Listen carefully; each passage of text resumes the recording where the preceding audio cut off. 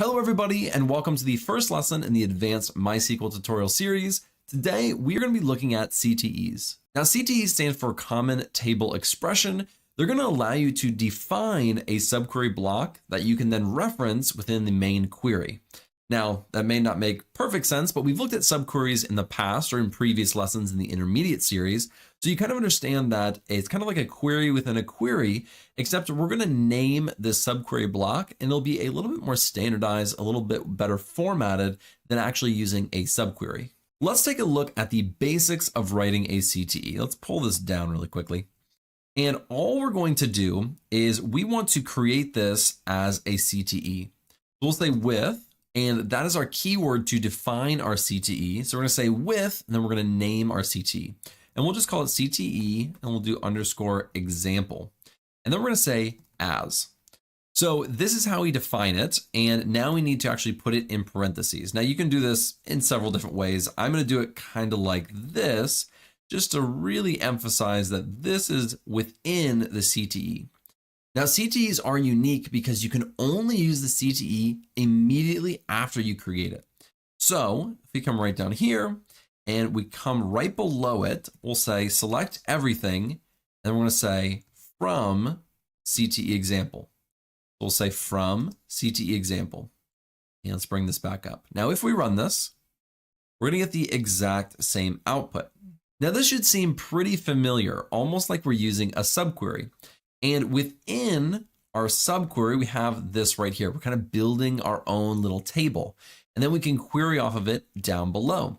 So we can come down here and let's actually change the names in here.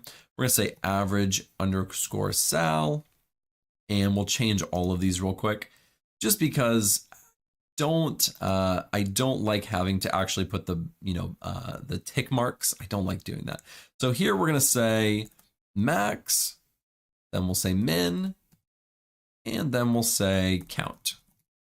And let's go ahead and run this again. And so now we have these different names. And when we come right here, we can say select, and then we'll just do something really simple. We'll just do the average of average underscore sal. So the average salary. And let's run this. And so this is the average between both the males and the females. Kind of the purpose of these CTEs is to be able to perform more advanced calculations, something that you can't easily do or can't do at all within just one query. Another reason to use a CTE is just the readability. You can absolutely write this using a subquery, and let's do that really quickly. And it's just going to be a little bit tougher to read and look at. So let's come right up here. We're going to say from, and we'll do right here, we'll say select everything. We'll do select average sal from here, and we're going to need to name this. So we'll say do example underscore subquery. I'll get rid of this, and then we just need to get rid of this, and we can run this query, and we get the exact same output. Now, if I formatted this exactly the same, just like this, and the names down there, if we look at this, the syntax is just a little bit more difficult to read. We're selecting the average of average sal from, and then we have our subquery right here, and then we're naming it at the bottom. If we scroll up and compare this one just looks a lot better. Now, when you're writing in MySQL, sometimes it doesn't matter if it looks pretty or not, as long as it gets the job done. That is true, especially if you're just going to be using it yourself. But in a more professional environment, when you're using this in your actual job, there are going to be people who've been using this for 10, 20 years, and they're going to expect you to write it well. They don't want it to be really messy. They aren't most likely going to want it to be written like this. I've been using it for quite a long time, and I much prefer CTEs over subqueries just visually, and it makes it a lot quicker to actually read through. So that is just one of the reasons, although you get the exact same output. Now, there is some additional functionality within CTEs as well. Now, one thing that I mentioned just a second ago is that when you build a CTE, you can only use it immediately after. You can't use it right below it. So let's go ahead and let's copy this query, and we're going to bring it right here. If we try to run this, and let's do this, we're going to get an error. And let's pull this up. It says table parksandrec.cte example doesn't exist. So we're looking for a table called CTE example in our database, but it's not there. Now, the reason this happens is because you're creating a CTE. You're not creating a permanent object like a temp table, which we'll look at in the next lesson. And you're not creating a real table, and you're not creating a view. You're really not creating anything. It's just a common table expression to create this table right here. This basically almost like a temporary table almost, but then you're just using it to query off of it. You're not saving it. You're not storing it in memory. You're not really doing anything with it. It's just like writing a regular query. So this is why you can only write it immediately after creating the CTE. You can't write it down below and reuse it because it's just like calling a query that you wrote before. It just isn't going to work. Now, the next thing that I want to take a look at, and let's copy this down here. Next thing I want to take a look at is that you can actually create multiple CTEs within just one. So if we wanted to do a more complex query or joining more complex queries together, we can do that all within one CTE. So let's come right here. Let's get rid of all of this. And we're going to say from the demographics table, we're going to say where birth underscore date, and let's just do is larger than 1985-01-01. So we have one query, and we'll take just a few columns from this table. So we'll take, let's say, the employer or employee ID. We'll take the gender and the birth underscore date.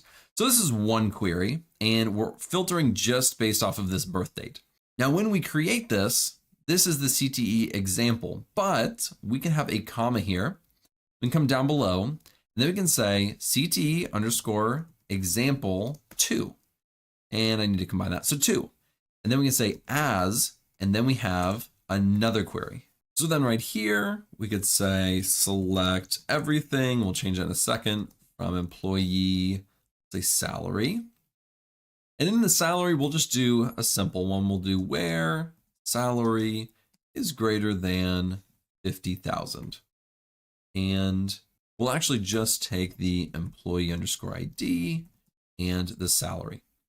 Now, if I come right down here, I can say select everything from CTE example, which is, and let me scroll up so we can see everything. That's our original. Our CTE example is this first query right here. Then we're creating our second one right here, and we can join basically on these two common table expressions. So now we can say join, and then we'll do CTE underscore example 2. I need to change that X. And then we'll say on, then we're just going to do CTE example dot employee underscore ID is equal to CTE example 2 dot employee underscore ID. And not an equal sign, but a dot. There we go. Now, if we run this, it should work. And we can pull this down and look at our output. Now, this is just an example. This isn't a real use case because, of course, we could just join these two tables together normally. But you can imagine you have a much more complex query, or you're doing a lot of functionality within this table and you just want a certain subsection of this table and you're wanting to combine those. This is how you can do that with a CTE. So now we have all of our information right here, and that can be extremely, extremely helpful. Now, one last thing that I want to show you, we're going to go all the way back up really quickly right here.